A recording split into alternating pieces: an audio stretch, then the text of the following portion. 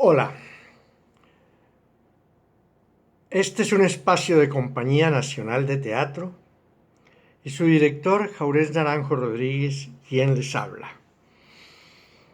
Bienvenidos. Hoy hablaremos de la comedia antigua y de la comedia nueva. Grecia nos da dos vertientes en el campo de la comedia. La comedia antigua, quienes la desarrollan, Cratino en primer lugar, y posteriormente Aristófanes, que se vuelve el grande, el campeón de la comedia griega. Esa es la comedia griega antigua. Y posteriormente viene Menandro. Menandro, que es el representante más destacado de la comedia nueva. Pero es importante ver por qué se dan esas dos vertientes de comedia y cuáles son las circunstancias históricas de Atenas en ese momento.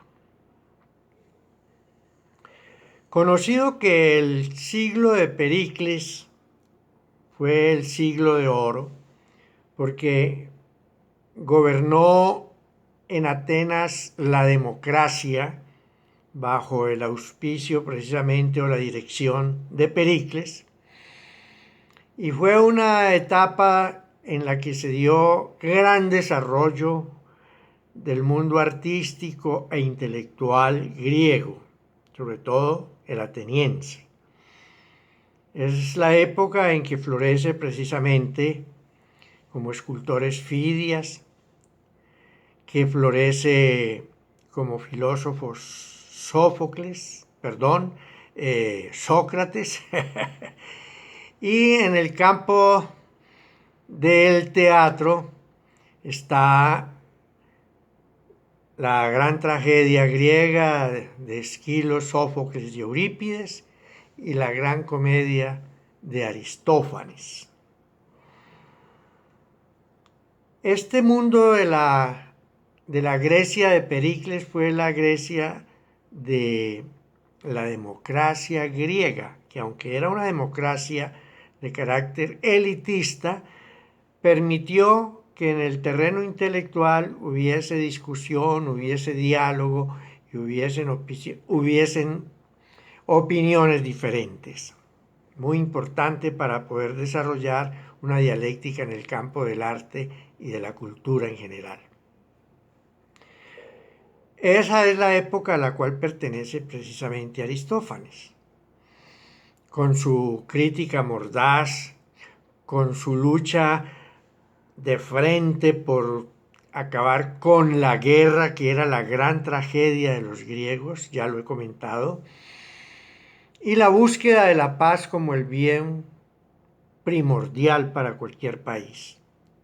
Aristófanes, pues, hay que reconocerle que se la jugó toda en su vida por la paz, en un espacio social que mantenía la guerra como forma fundamental de subsistencia.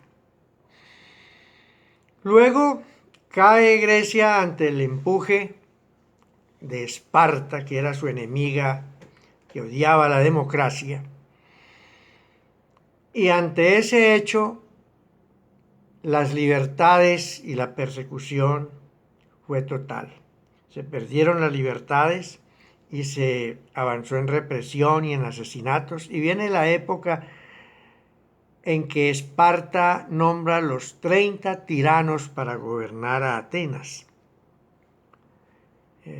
Atenas pierde la guerra del Peloponeso frente a Esparta y Pericles muere en ese proceso de la guerra porque le cae una pandemia gigantesca a Atenas y Pericles es víctima de esa pandemia.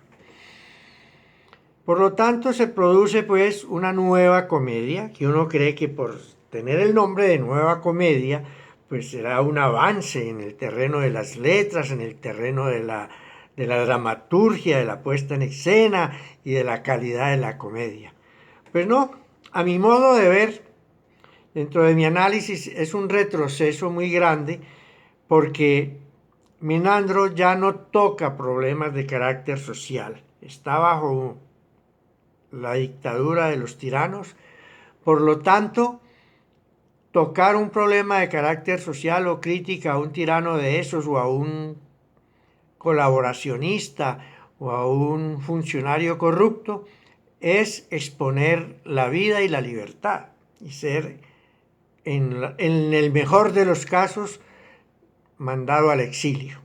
Por lo tanto, Menandro es un acomodado precisamente a ese sistema y produce un tipo de comedia muy agradable, muy alegre, muy cómico, pero solo trata problemas de enredo. Una de las piezas más fundamentales de Menandro es precisamente el misántropo, que tiene que ver con un ciudadano que tiene unos bienes y que no tolera que sus vecinos los saluden, que no tolera que nadie le toque a su puerta para nada, que no tolera que nadie le pise algún aspecto de su propiedad, se meta por un potrero de su propiedad o algo así para hablarle o saludarlo. Es una cosa muy terrible como personaje, muy característica indudablemente desde el punto de vista teatral, pero toda su lucha es por vivir totalmente aislado de otros ciudadanos y no acepta pues que se le arrime ni a él, ni a su hija, ni el vecino más cercano que todos los días se supone que lo debe saludar y lo saluda de mala gana. Esta comedia tiene un final feliz porque finalmente este ciudadano tiene una tragedia en su propia casa, cae al aljibe de su propia casa, la hija no tiene las fuerzas para poderlo sacar y ella llama y pide auxilio en los vecinos y los vecinos acuden y salvan al tipo de morir ahogado en ese aljibe. Por lo tanto, finalmente él cambia pues de modo de parecer y conviene en que los vecinos son necesarios y que el relacionarse con otras personas que pueden serle útiles, como en el caso de él que le han salvado la vida, pues que entra a ser importante. Y termina la comedia con un final feliz. Pero este es pues el talante de la nueva comedia, un talante que no nos permite arrimarnos a pensar, a reír y a pensar, que es lo ideal.